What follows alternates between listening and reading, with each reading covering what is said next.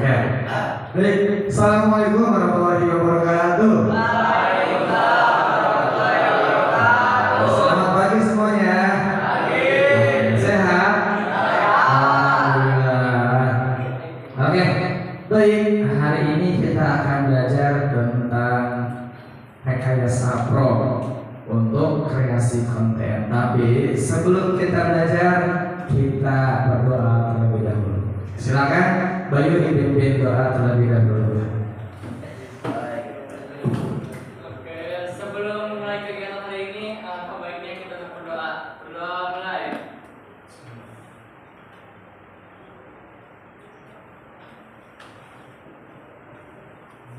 Doa selesai. Beri salam.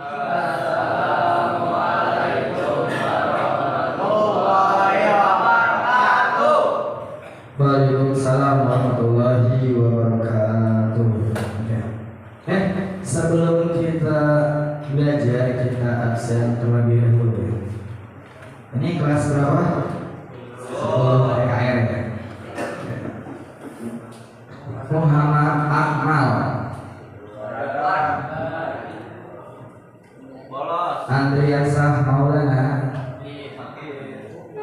Angga Reza, Bayu, Dika, Gada, Zikri, Abdullah, Faiz, Ferdi, Muhammad Akbar,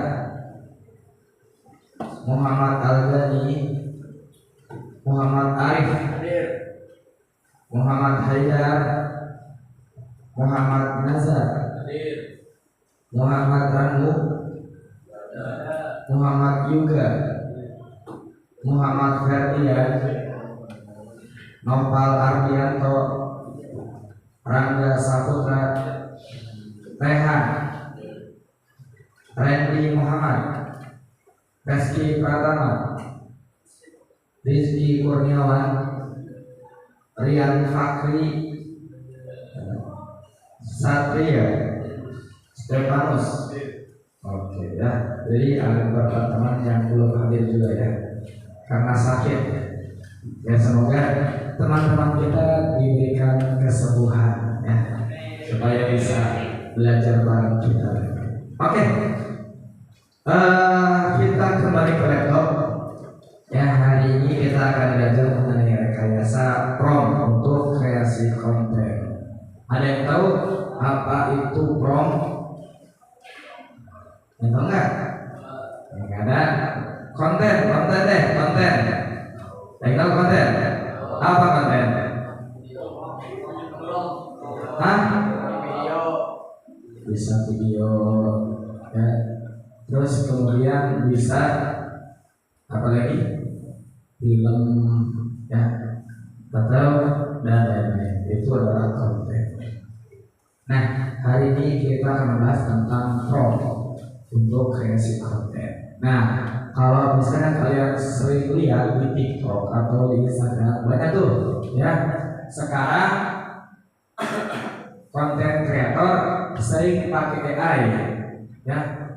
Contohnya ada yang tukang ojek langsung merasa, ya. Benar kan? Yang pernah viral itu kan, yang 1 hari di neraka guys, itu adalah AI. Nah itu berdasarkan dari prompt. Kemudian ada ibu-ibu ya ke pasar terbang, naik satu terbang ya, itu adalah prompt hasil rekayasa dari AI.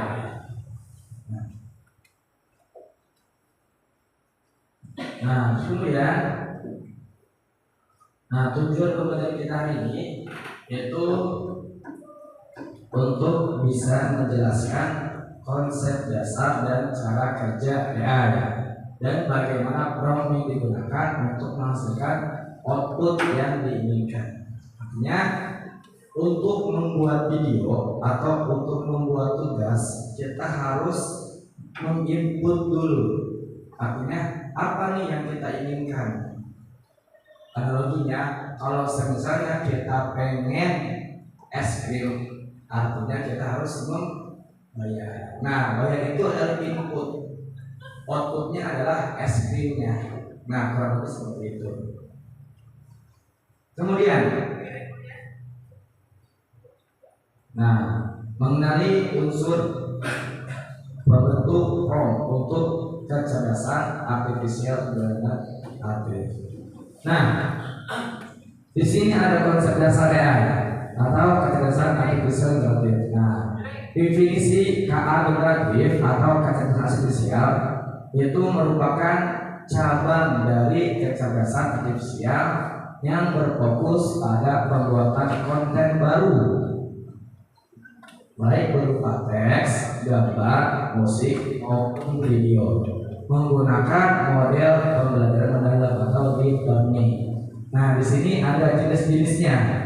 Yang pertama, ChatGPT. Untuk apa ChatGPT? Ini ada untuk menghasilkan teks. Kemudian yang kedua ada DALL-E, yaitu untuk membuat gambar. Artinya kalian tinggal mengetik di prompt, saya ingin tolong buatkan saya gambar pegunungan, kemudian ada sawahnya, kemudian ada burungnya, kemudian ada gubuknya. Nah, setelah klik enter, klik perintah, baru nanti keluar gambarnya. Kemudian yang kedua ada musik LM. Nah, jadi AI juga bisa buat musik, ya, sesuai dengan yang kita inginkan. Tolong buatkan saya musik perpaduan antara pop dengan rock. Nanti sama musik LM dibuatin genrenya. Kemudian untuk membuat video animasi, ya, banyak di YouTube ya, buat video pakai AI. Kemudian lanjut ya.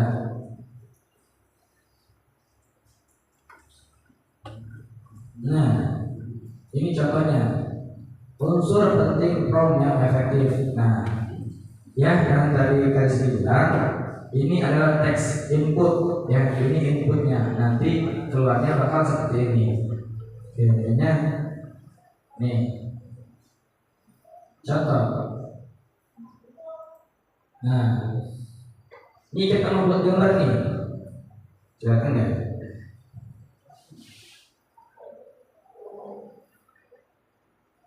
Nah, tolong buatkan saya gambar dengan ukuran 1752 kali 1024 piksel untuk latar belakang AX 2 dimensi dengan GIMP slide scrolling.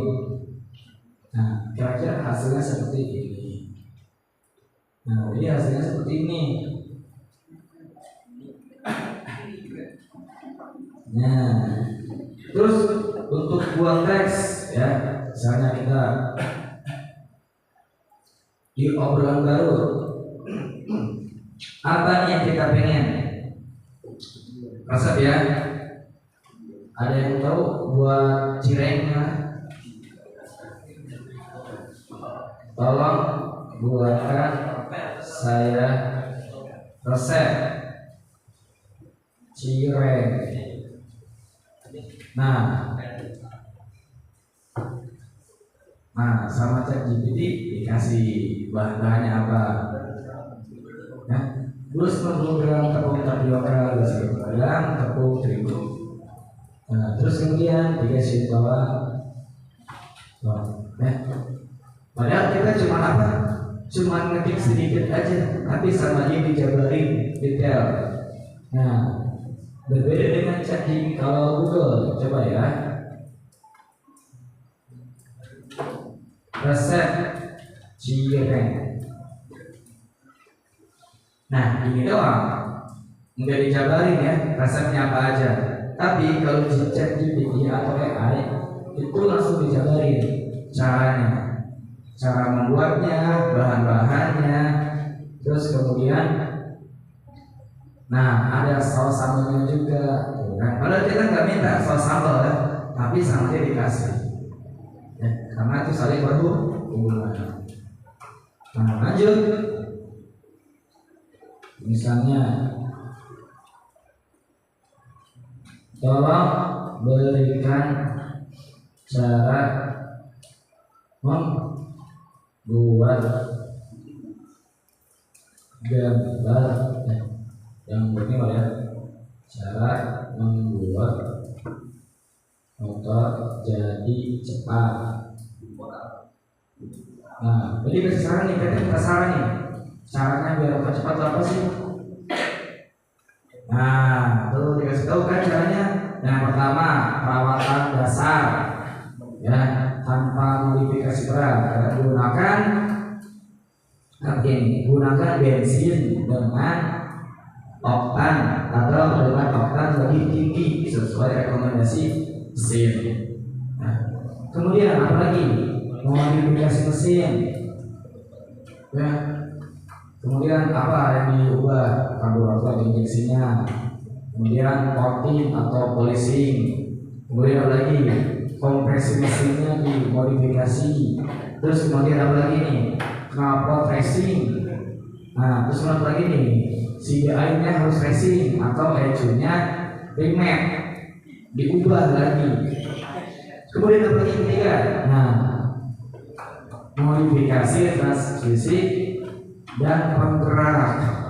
Ya, biasanya kalau motor Supra itu yang suka dipakai kopling ya, biar kencang. Kemudian yang keempat, mengurangi hambatan. Ya, kurangi bobot motor. Biasanya kalau motor balap dia nggak pakai bodi. Kenapa? Supaya bobotnya lebih ringan. Nah, jadi tahu kan alasan kenapa motor balap nggak pakai bodi? Karena untuk mengurangi bobot motor. Jadi semakin bobotnya berkurang, maka motor semakin enteng. Ya. Tapi berbeda kalau sama motor GP. Kenapa dia harus berat? Ya, karena 1000 cc.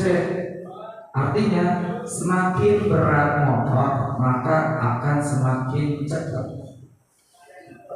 Di sini ada yang pernah pakai motor kecepatannya lebih dari 100, motor Beat atau motor Scoopy, motor kecil deh. Ya. Nah, biasanya motor yang kecil kayak Supra, Beat, ya, Scoopy itu dipakai di kecepatan di atas 100, biasanya goyang motornya. Nah, gitu. Kenapa? Karena motornya ringan. Gitu. Tapi kenapa kalau misalnya motor balap itu kan ringan karena tidak ada kerangkanya? Kenapa dia bisa cepat? Ayo, enggak nggak? Karena tidak ada penahan. Jadi kalau misalnya motor yang kita sering pakai motor Scoopy ya, kita contoh Scoopy, dibawa kencang, nah gitu baca karena ada bodinya. Jadi angin itu melawan bodi. Karena motor Scoopy kan ringan. Tapi kalau motor balap tanpa bodi, dia tidak akan, anginnya nggak akan nabrak bodi. Jadi dia masuk ke sela-sela rangka. Jadinya dia nggak akan melawan angin, makanya dia cepat. Nah kan rata-rata kan kalau motor balap itu yang ini ya, yang racing ya, biasanya kan pembalapnya kan nunduk ya, nunduk atau enggak ya kayak ngapung itu kayak Superman ya. Nah itu adalah untuk tidak melawan angin. Jadi itu adalah fisika. Oke, kita kembali lagi ke materi.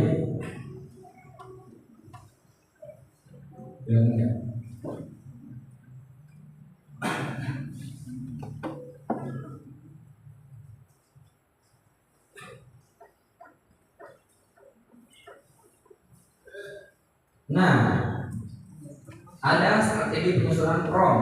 Ya, yang pertama zero shoot, yang kedua ada field shoot. Apa bedanya? Nah, secara definisi Zero shoot itu meminta model memberikan respon tanpa contoh sebelumnya. Kemudian fill shoot memberikan beberapa contoh dalam prompt sebelum meminta respon. Nah, apa kelebihannya?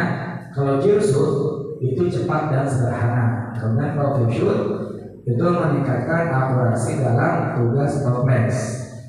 Kemudian kekurangan zero shoot itu bisa menghasilkan respon yang kurang akurat pada tugas kompleks atau tidak selalu memahami konteks yang lebih spesifik. Kemudian kalau fill shoot memerlukan lebih banyak token dalam prompt, artinya teksnya lebih banyak. Kalau kemudian itu membutuhkan contoh yang tepat agar efektif. Nah, kemudian kalau digunakan kalau zero shoot itu ketika tugasnya sederhana atau umum. Ya, kemudian saat ingin respon cepat tanpa memberikan contoh jika keterbatasan token menjadi perhatian. Kemudian jika tugasnya lebih kompleks atau membutuhkan pemahaman konteks, jika ada cukup ruang dalam prompt untuk menyatakan contoh. Oke, kita kasih contoh. Ya, kembali ke ChatGPT. Perbedaan zero shoot dan fill shoot. Nah, kalau zero shoot itu harus memberikan contoh respon sebelumnya. Nah, ini kan kita sudah ada contoh ya. Tolong berikan cara membuat motor jadi cepat. Ini adalah contoh zero shoot. Nah, kemudian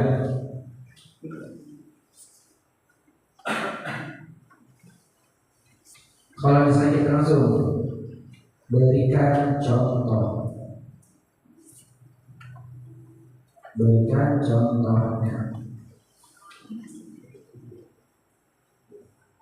Nah, ini contoh zero shoot, ya. Nah, artinya ini mengacu kepada motor. Jadi sudah ada contoh sebelumnya. Yang tadinya kan kita mencari tentang mobil motor. Nah, kemudian kita minta contoh, kemudian dikasih sama ChatGPT sama AI. Nah, contoh modifikasi motor untuk harian. Nah, contoh modifikasi khusus untuk balap. Jadi dikasih nih contoh-contohnya. Kalian kita milih mau yang harian apa untuk balap. Nah, kan ada ya. Biasanya kalau misalnya untuk harian standar lah, knalpotnya brom, terus kemudian full karbon. Ya, tapi beda untuk balap. Ya. Biasanya kalau untuk balap bensinnya lebih boros. Terus apa lagi? Biasanya terus lebih ceper. Ya. Gak mungkin kan kalau misalnya kalian pakai motor ceper dipakai buat sehari-hari. Nah, gasuk lumayan. Ya. Terus kemudian nih kalau fill shoot, nih kita bikin baru. Berikan contoh.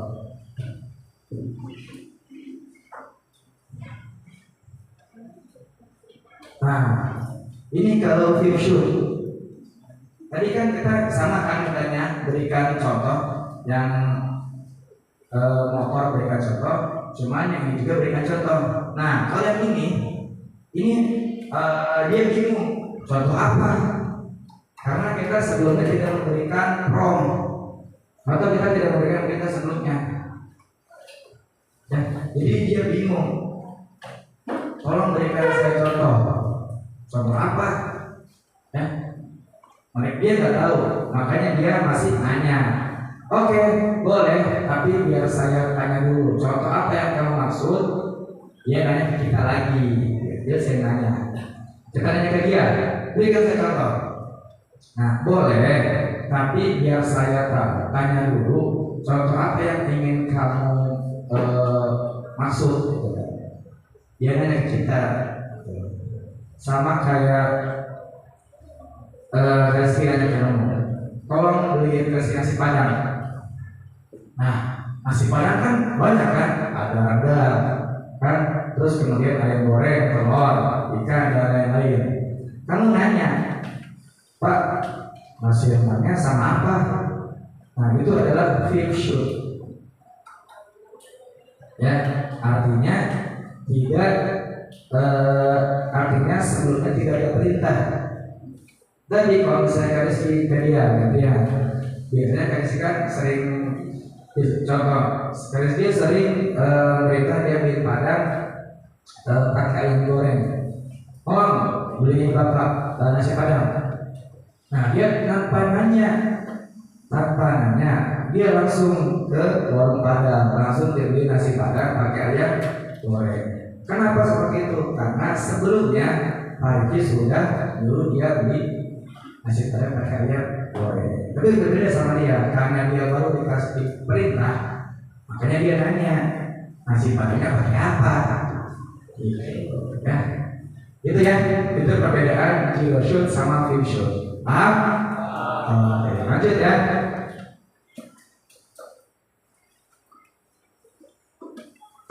Kemudian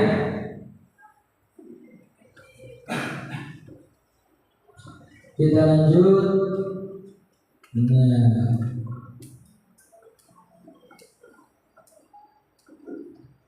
Nah, kreasi konten menggunakan perangkat AI. Jadi kita di sini tugasnya adalah untuk membuat perangkat kecerdasan AI menggunakan AI. Nah, dasar-dasar kreasi konten dengan AI. Yang pertama, brainstorming. Apa brainstorming? Rangga. Apa brainstorming?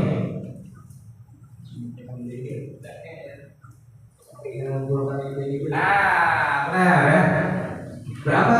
Mengumpulkan ide-ide. Jadi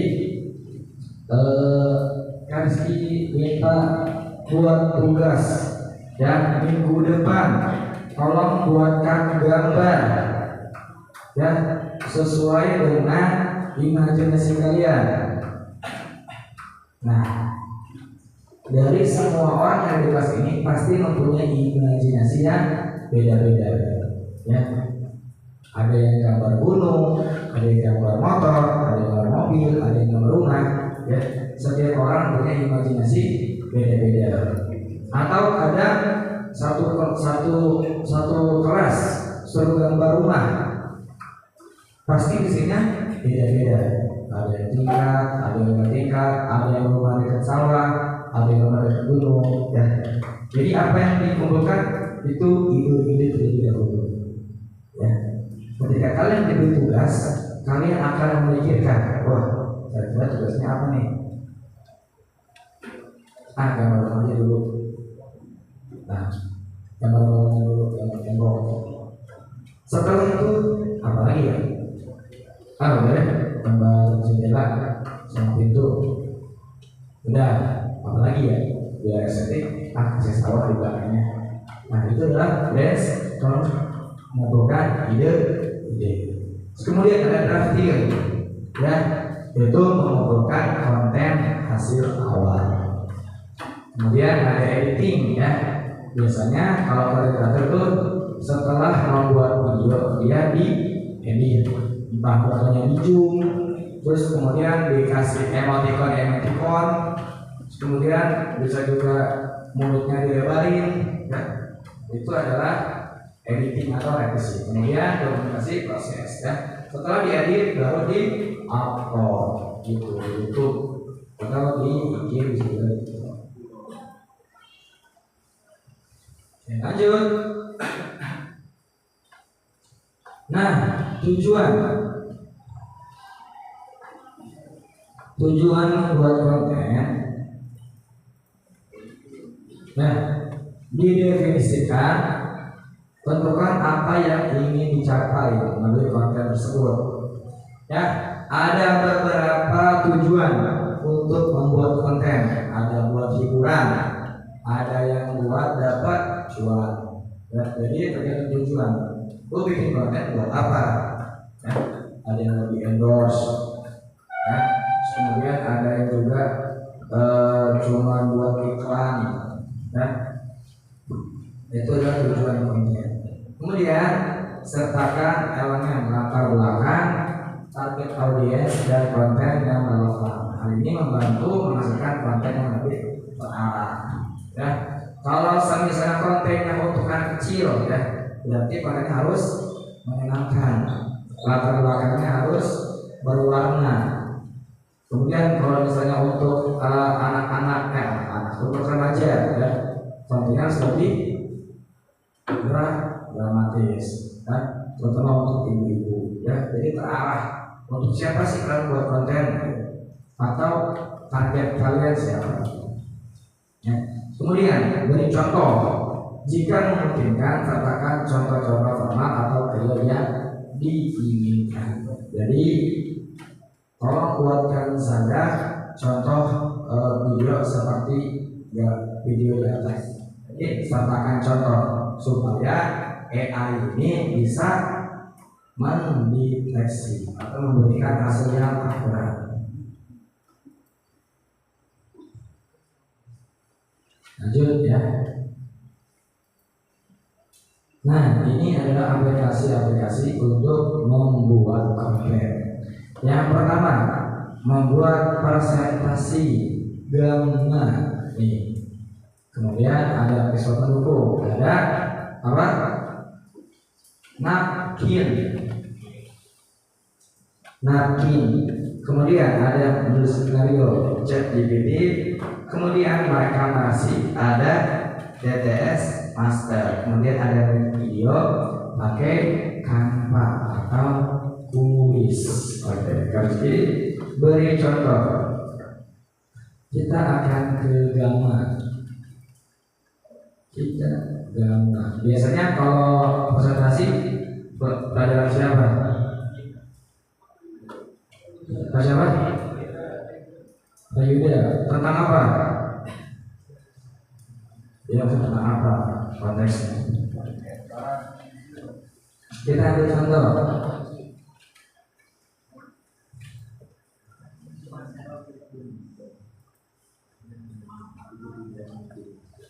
Harus masuk dulu ya. Jadi kalau ke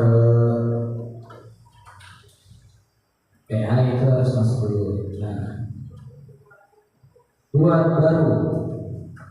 Nah, buat ini masuknya. KR ya. Buatkan saya teks prosedur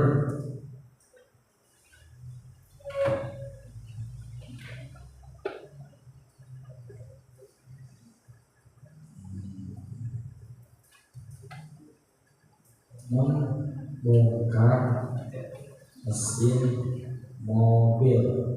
Nah, misalnya nih ya. Kemudian tinggal klik buat garis besar.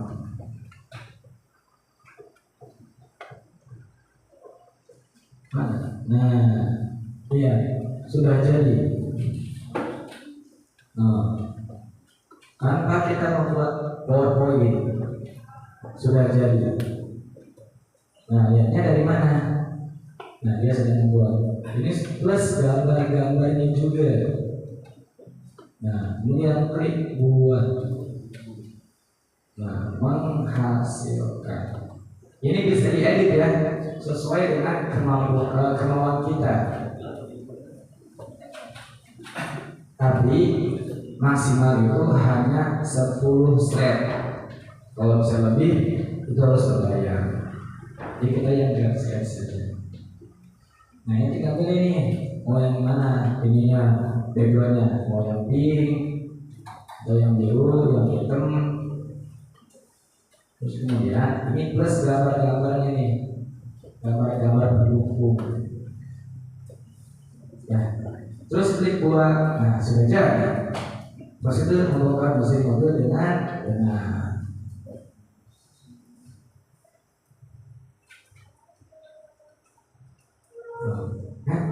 Nah, kesini karena tidak dia sendiri.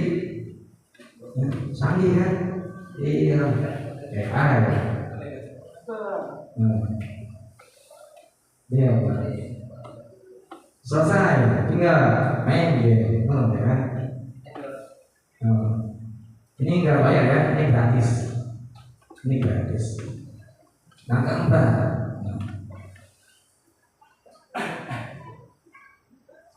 plus sama fitur-fiturnya juga.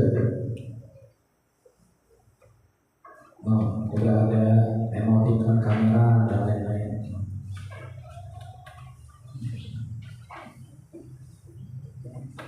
Nah, ada kesimpulannya juga, no, enak.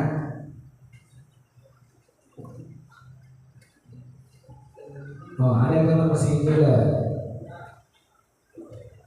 Nah, plus gambar mesinnya juga. Nah,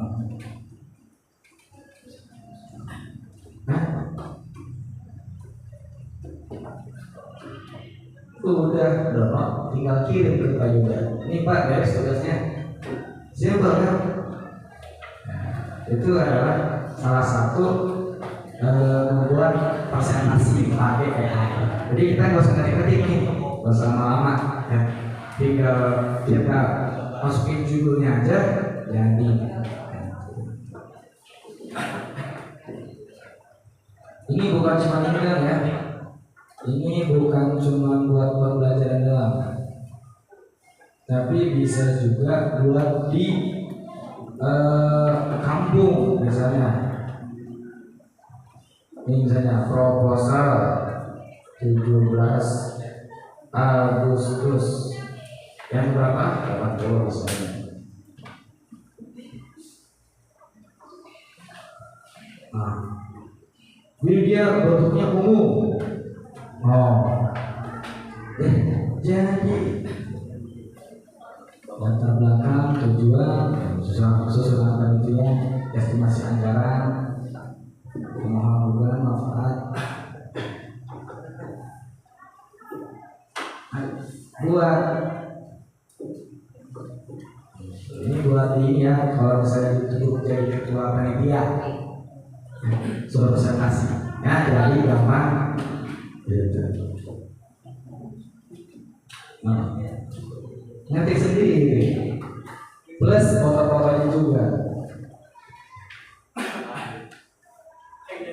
Nah, ya, gak usah ngetik-ngetik di Google, lama. Kan tinggal gini aja, dia ngetik sendiri. Simple. Oh, ada ketua panitia, tinggal kita edit.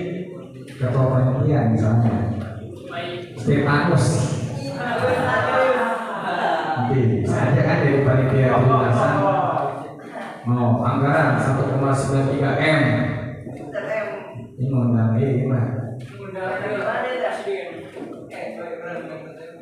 Oh, manfaatnya apa? Oh, soliditas masyarakat,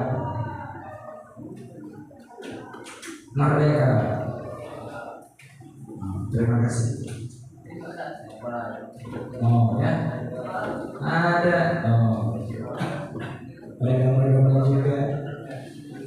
Ya. Nah, kemudian ada lagi nih, napkin. Orang banyak lah. Kemudian ini ada isu-isu juga. Apa isu-isunya? Nah, ternyata ada dampak negatif. Nah, ada dampak negatif. Yang pertama, ternyata itu AI itu bisa plagiat atau melanggar hak cipta. Kalian pernah upload di Instagram, kemudian pakai musik. Nah, kemudian 3 hari kemudian musiknya hilang. Tahu kenapa? Itu karena melanggar hak cipta. Jadi sama Instagramnya langsung dihapus musiknya. Kenapa? Karena telah melanggar hak cipta. Nah, gitu. Kemudian isu lingkungan, ya. Kemudian transparansi penggunaan atau bias dan ketidakpihakan, dan terakhir akuntabilitas dan tanggung jawab. Ternyata ya itu juga mengandung isu-isu, ya. Bahkan ada yang berkata nanti di masa depan manusia akan menjadi budak robot, ya. Kemudian, nah ini tadi ya isu-isunya.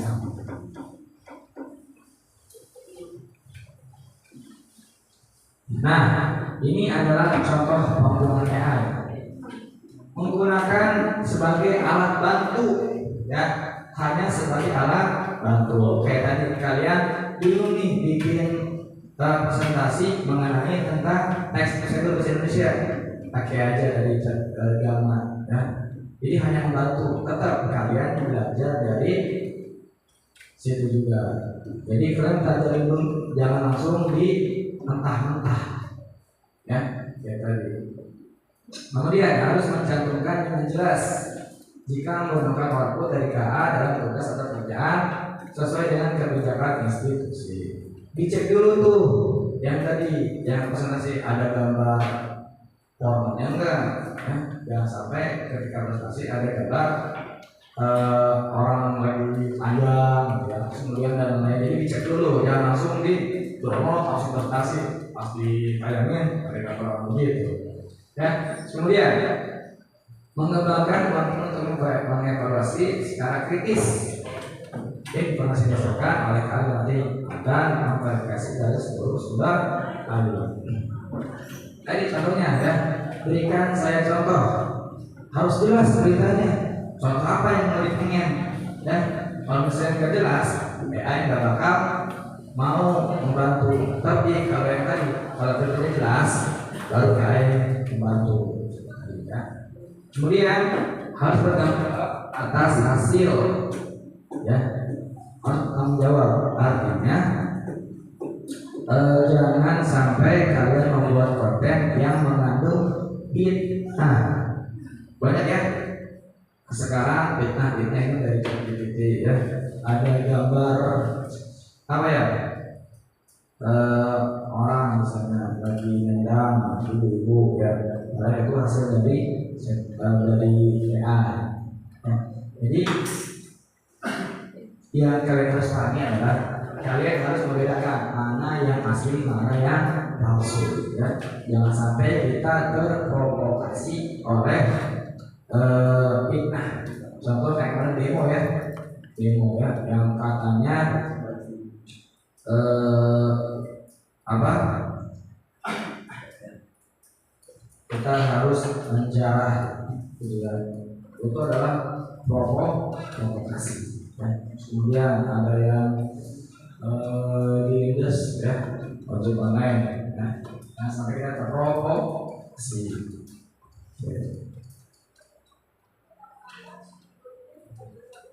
Oke, terakhir, KA akan menjadi alat yang memungkinkan orang belajar lebih cepat dan efektif. Nah, yang tadi yang harusnya bikin presentasi 5 jam, jadi cuma 10 menit. Nah, menghadirkan kemampuan tambahan baru untuk tugas manusia dan membantu mendeteksi dan mengurangi kesalahan serta memperoleh wawasan dan hasil yang lebih baik. Nah, jadi KA itu hanya untuk membantu, bukan mengganti, ya. Kalau misalnya robot diganti sama manusia, manusia diganti sama robot, banyak pengangguran. Nah, kalau di Jepang itu angkut-angkut barang di pabrik udah nggak pakai manusia, udah nggak pakai forklift, tapi sudah pakai robot, ya. Tapi kalau di kita masih pakai manusia. Kalau misalnya diganti, apa yang terjadi? Pakai pengangguran, ya.